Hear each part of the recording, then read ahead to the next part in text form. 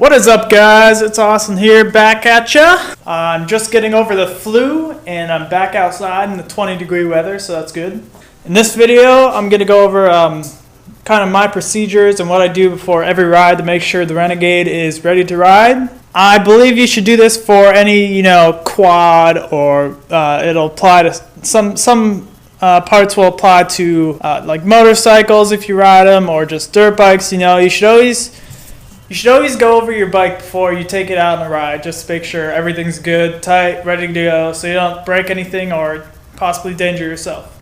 The first thing I always check is the wheel bearings. Why is that important? So your wheel doesn't fall off going 50 miles per hour down the trail. Like I said, jack the wheel up, grab that 12 and 6 and just wiggle it back and forth. If you have any play or slop, it's two options. One, your lug nuts are loose, or two, you got a bad wheel bearing. So you can do that around all four corners of the machine. Check the wheel bearings, all four corners. Next you want to do is make sure you grease it. Now I freshly greased mine, so I'll just point out the couple different grease points on this bike. You have 8 in the rear and I believe 8 in the front. So you have the rear sway bar here. There's a grease fitting back there. It's all greasy. There's one right here, and there's one down in here. Same with the other side. It has similar grease points. One right there, one back there, one down here. Drive shaft also has 2 grease fittings. There's one right on this yoke, and there's a yoke all the way up there that has one. And then in the front you have all your A-arms where it connects to your frame. That's where they are. You got one right here. You got one back there. You got one right there and one back there. Right back there.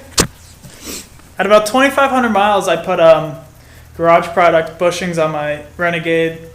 Put about 1,000 miles on them probably, and so far they've held up great.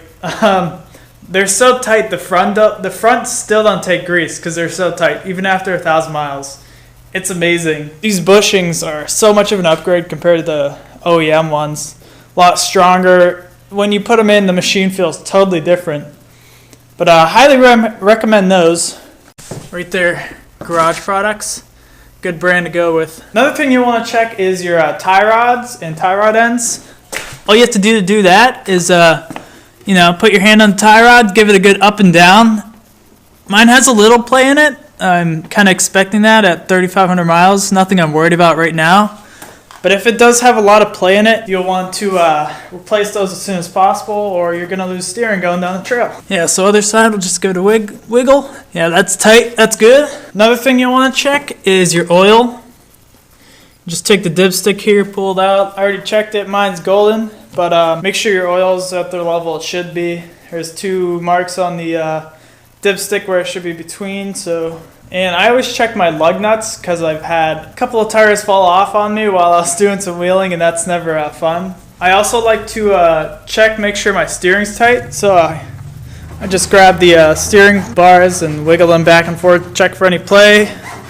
See the tire moves with it, looks like I'm good. I've had my steering stem nut come loose on this bike, and I had to take it off and reapply Loctite and stuff, and that wasn't fun, but it happens. I also like to check and make sure all my lights are working. Rear tail lights are good. On the light position, we got lights. That's a good thing. One last thing you can check is just go over all your boots, your drive shaft boots, your CV boots. Look for any leaks. Any grease will be kind of spewing out of them if there's a hole or a tear. You can just go over these boots. Probably help if I jack it up so I could spin the tires. The boot would rotate.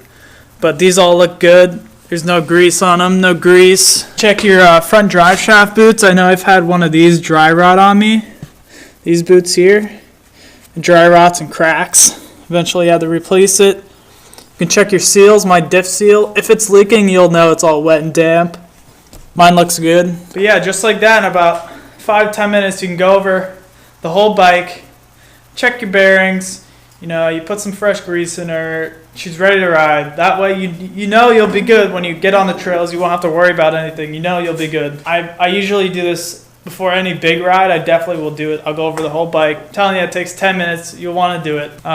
It'll just help you look out for future maintenance if you have any stuff like that.